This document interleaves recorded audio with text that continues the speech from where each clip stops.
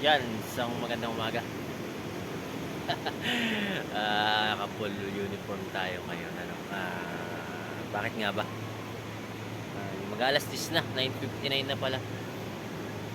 Bali, yun, naka-ano kami kanina, formation, kaya naka-full uniform kami. Wala ako sa taas pati. Dito sa resort, saka sa lot 18, pag walang gawa, yun lang nasa 102 kami na tatay B pag gumagawa ng barracks. Pagtapos na yun, start bukas kasi okay na naman, majujutihan na. Naka-uniform na rin kami ron. Nandito ako sa resort eh. Hinihintay ko pati sila Sir Perry tsaka sila Sir Jess, sila OM. Dadala na kami ng gamit dito kasi kulang yung aming mga firearms. Tatlo lang yung firearms namin dito na ginagamit. Bali, sa Balote tsaka dito lang sa resort, dalawa. Kaya nag-request ako nung nakaraan ngayon na meron na raw, dadalang kami rito. Hindi pala sila matuloy, no? Siguro reschedule pala nila kung kailan sila ulit matuloy. Ayan, ngayon dito muna tayo. Ayan, sa 102 pa sana tayo dun sa last day ng gawa ngayon dun eh.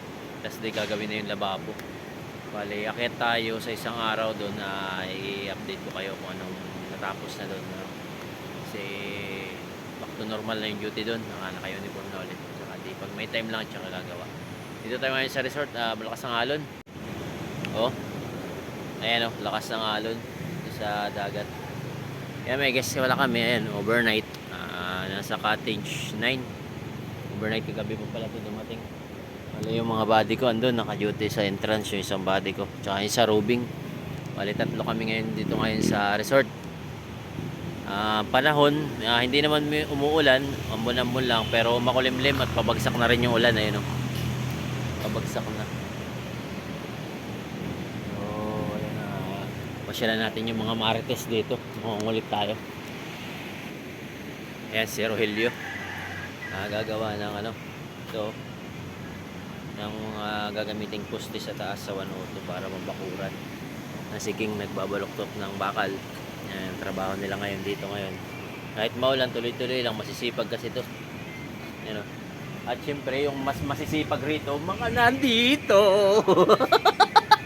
Oo, sayaw-sayaw pa. Nagbapractice na para sa Christmas party. Oo. So, yan ano, nakulit tayo ng konti doon. Tapos, sa mga dati kong subscriber pa na mga nagtatanong, nag-i-inquire sa akin. Ayun, ganun pa rin yung cottage natin ito. Naiba lang, dati pawid to. Ngayon, puro yero na.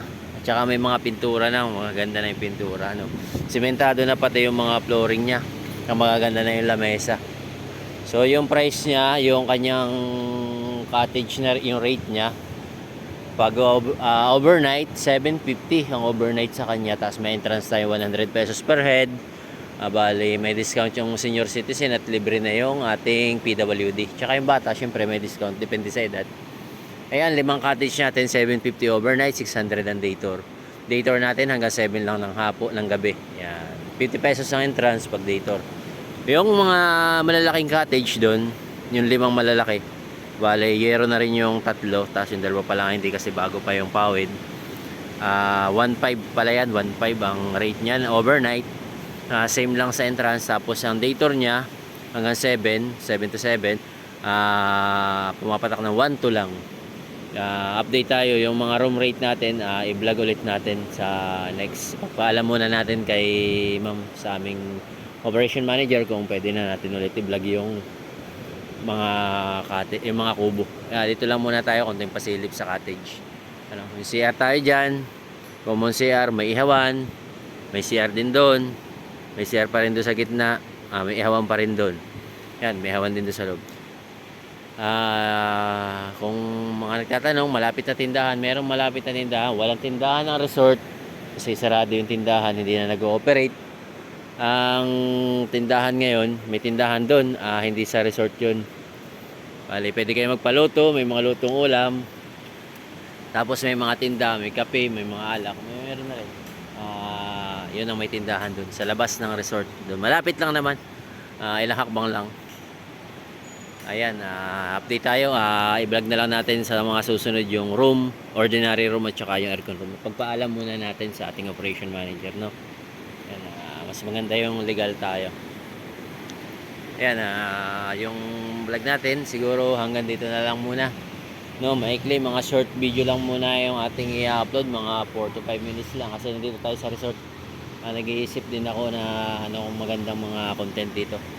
Bale, sa mga mahilig sa Facebook, Facebook page, pa-support naman po ng ating Facebook page, Kalmado. Ayan po, ilalagay ko dyan yan, Kalmado. Pa-support din po, ano, para naman po pa-follow din po ako para dumami rin po yung followers natin sa Kalmado. Tsaka pa-share ng ating mga ilalagay na video doon.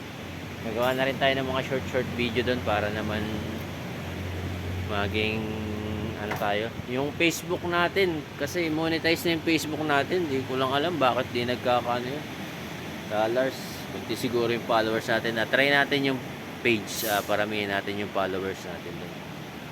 Ayan, so hanggang dito na lang yung ating video muna, ano, at kita-kita ulit tayo sa susunod nating vlog. Mga update lang tayo dito sa resort sa kaganapan. Pag maraming guests, magbablog din tayo rito. Yan. So, yan, shout out sa lahat ng mga nanonood sa akin. Maraming salamat at sana patuloy yung suporta nyo. Bye-bye!